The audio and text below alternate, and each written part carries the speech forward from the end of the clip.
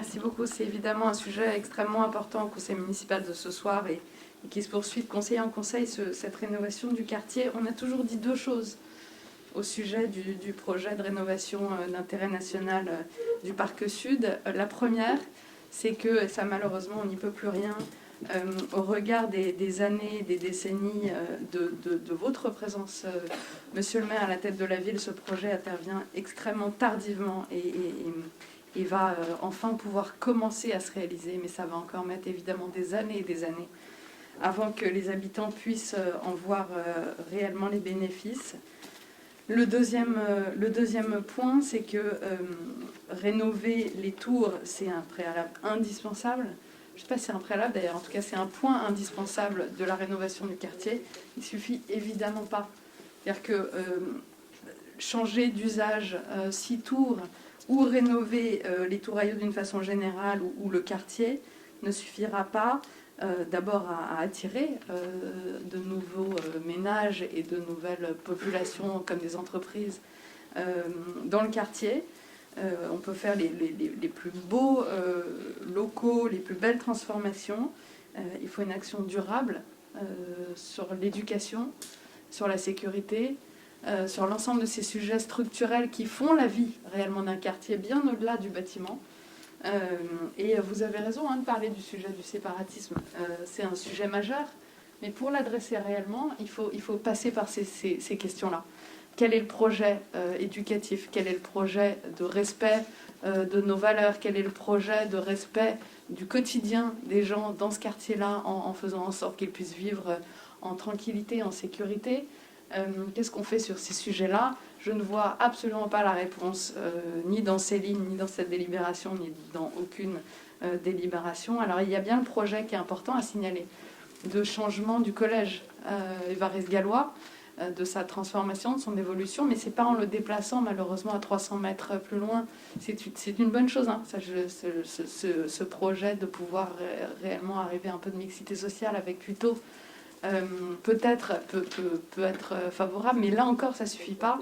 Et on appelle vraiment de nos voeux là un projet éducatif bien plus important sur Évariste-Gallois ou le futur collège. Faisons-en et unissons nos forces là-dessus pour en faire par exemple un collège d'excellence, un collège qui pourrait être international, qui pourrait attirer des cadres de la défense ou des entreprises, des enfants de salariés du bassin d'emploi.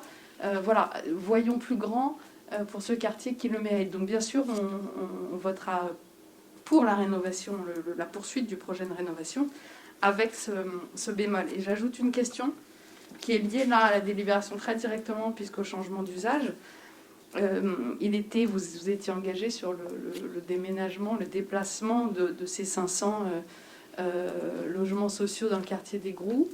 Le projet tient évidemment toujours, mais est-ce que vous pouvez nous en dire plus sur la façon dont on va accompagner ce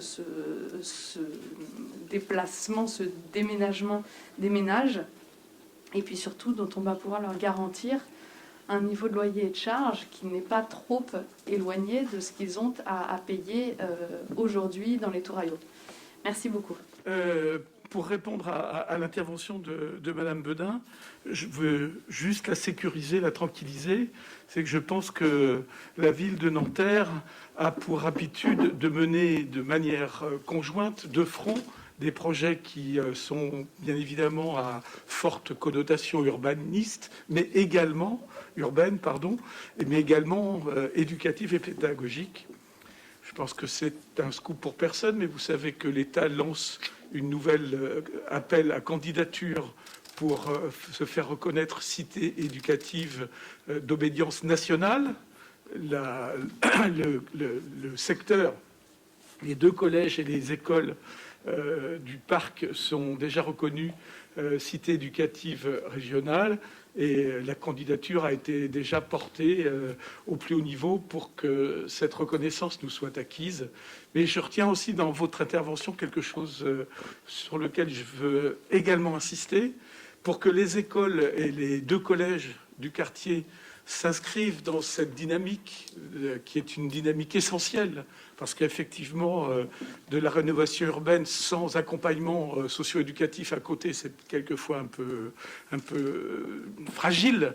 D'ores et déjà, avec le collège Évariste Galois et les deux écoles qui lui sont les plus proches, nous avons engagé une réflexion pédagogique et éducative d'envergure pour notamment, d'ailleurs, peut-être inscrire le prochain collège Nanterre-Puteaux dans une dynamique très innovante, ne peut que vous faire plaisir, notamment autour des matières scientifiques, parce que nous savons tous que nos jeunes des quartiers sont souvent des jeunes qui ne demandent qu'à palper et à s'impliquer, à s'investir dans des véritables perspectives, je dirais, du siècle en cours.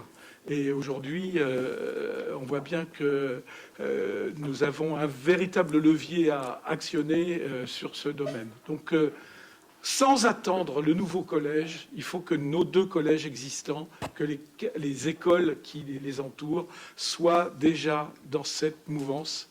Et nous nous y emploierons, je peux vous en assurer. Un petit mot avant de passer au vote. D'abord, évidemment, c'est un projet global sur le quartier. Aujourd'hui, ce qui est en débat, c'est une partie du projet qui est celle de la transformation des tourailleaux. Mais évidemment, ce n'est pas la totalité du projet qui a par ailleurs été exposé et qui repassera devant le conseil municipal. Deuxièmement, sur le temps. Alors, la ville de Nanterre, elle a inscrit le quartier du Parc Sud dans ce qui était appelé à l'époque Landru 2 dès 2012. Dès 2012, la ville de Nanterre a interpellé le préfet des Hauts-de-Seine pour lui proposer d'inscrire le quartier du Parc parmi les quartiers prioritaires de Landru 2, qui a mis un peu de temps puisque ça n'a été voté par l'un des gouvernements de François Hollande qu'en 2014, avec un peu de supercherie, puisque dans les premières années, il n'y avait pas de crédit en réalité qui était mis au budget pour le faire. En réalité, le programme du quartier du Parc, c'est 2 phases.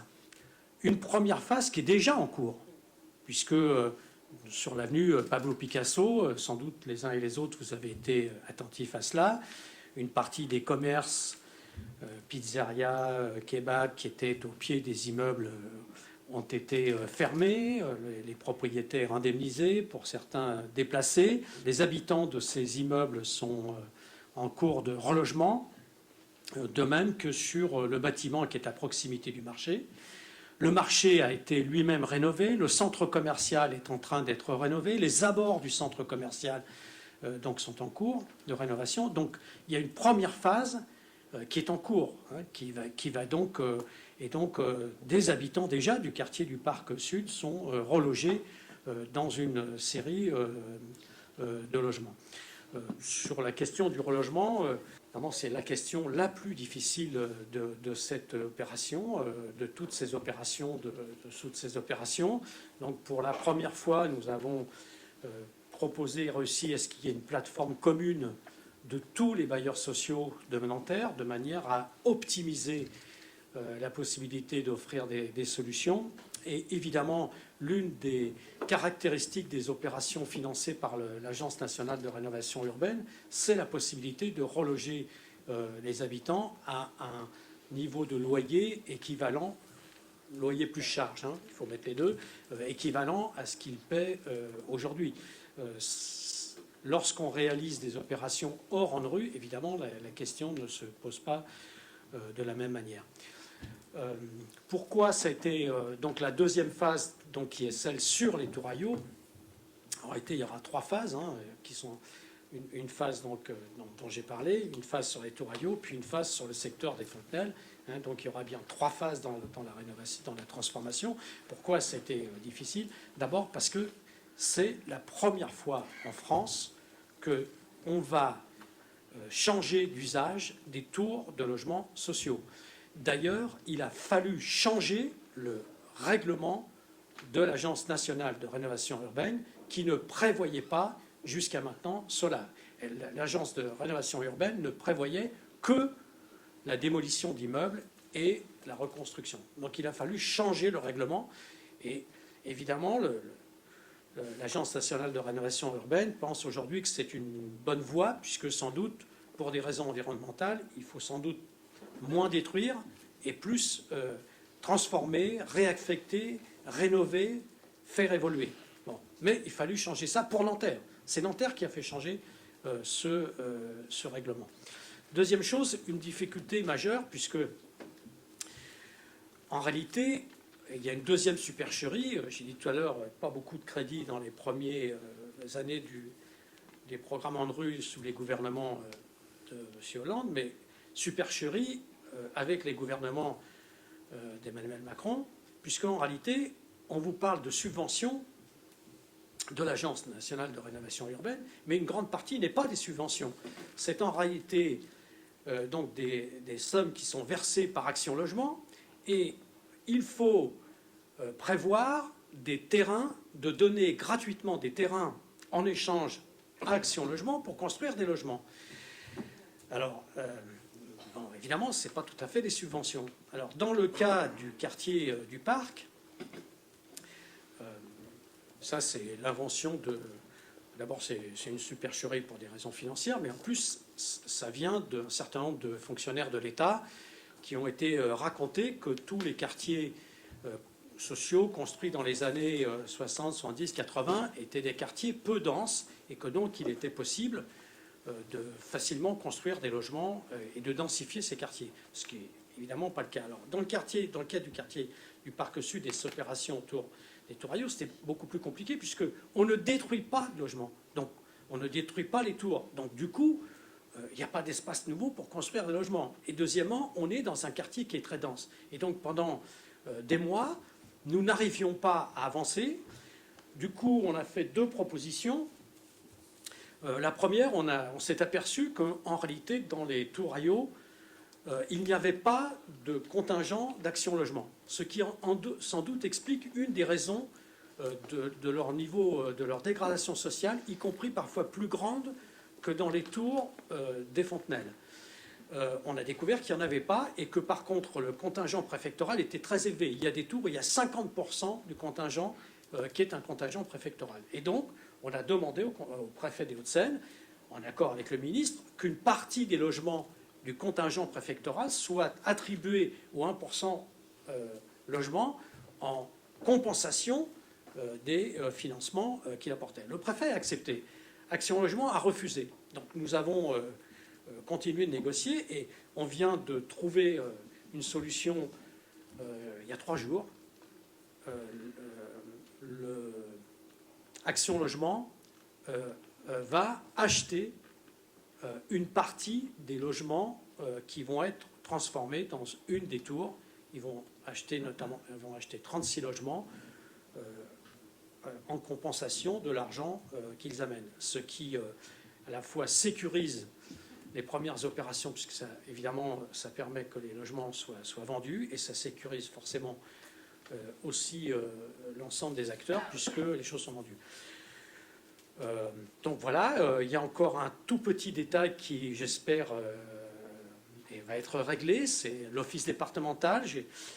L'office départemental, devant la difficulté que constitue le relogement des habitants, hésitait à signer l'accord tel qu'il est là. J'ai donc demandé au nouveau président du conseil départemental de sécuriser l'office départemental, c'est-à-dire d'assurer à l'office départemental qu'en cas de difficulté, puisqu'on procédera tour par tour, le conseil départemental assurera la responsabilité financière auprès de l'office départemental, de la même manière que nous prenons l'engagement d'assurer la responsabilité auprès de l'office HLM, puisque évidemment ces opérations ne sont pas des opérations faciles à mener. Donc voilà, il n'y a pas de temps excessif, il y a une opération qui est déjà engagée avec des transformations qui sont en cours. Et d'ailleurs, je me félicite que la rénovation du marché ait entraîné également le concours des forces de police pour empêcher donc les vendeurs à la sauvette de s'installer à côté du marché. J'espère que avec Nesrine, on obtiendra que chaque fois qu'il sera nécessaire, le commissariat de police interviendra, puisqu'il faut faire respecter cette affaire-là. Mais donc, il n'y a pas de temps de perdu, mais évidemment, ce sont des sujets extrêmement difficiles.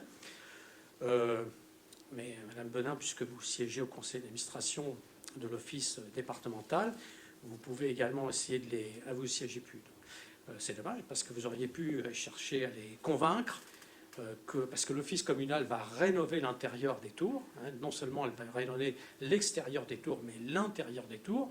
Jusqu'à maintenant, l'office départemental ne veut pas s'engager dans la rénovation de l'intérieur des tours. Il dit qu'il, en réalité, rénove les logements au fur et à mesure qu'ils se libèrent et qu'ils sont réattribués. Mais les amicales de locataires du quartier m'ont assuré que ce n'était pas le cas. Et donc, il y a voilà encore une partie du combat à mener pour que, évidemment, c'est très important de rénover ces tours par l'extérieur, certaines de les échanger, de réaffecter, de retravailler les espaces extérieurs, y compris avec une démarche de sécurisation au sens de la sécurité publique. Mais en même temps, il faut aller au bout de cette rénovation. Donc oui, c'est un grand combat sur lequel on passe beaucoup de temps. Et je pense que c'est sans doute avec la rénovation du chemin de Lille et avec la rénovation d'Anatole France, c'est sans doute la question la plus décisive pour l'avenir de Nanterre. Je partage ce qu'a dit tout à l'heure Oxman, qu'au-delà de l'importance pour les habitants de ce quartier, tout Nanterre, puisque cette ville est solidaire, tout Nanterre sait bien que lorsqu'un quartier de sa ville va mal, c'est tout Nanterre qui va mal. Et donc tout le monde attend cette évolution parce que tout le monde veut qu'il n'y ait plus demain d'habitants ni de quartiers qui soient montés du doigt, de lieux qui soient... J'en sais quelque chose puisque je suis né au Petit Nanterre et donc j'ai vécu dans un quartier où on était montré du doigt partout où on allait. Donc je suis d'autant plus déterminé à aller au bout de cette affaire-là et c'est vrai, c'est le sujet le plus important de la ville. J'ai même dit, si demain la ville de Nanterre n'avait plus d'argent pour investir autre part, elle investirait absolument dans ces trois endroits-là, le chemin de Lille, le Parc Sud et Anatole France. Sur ce, je vous propose de passer au vote.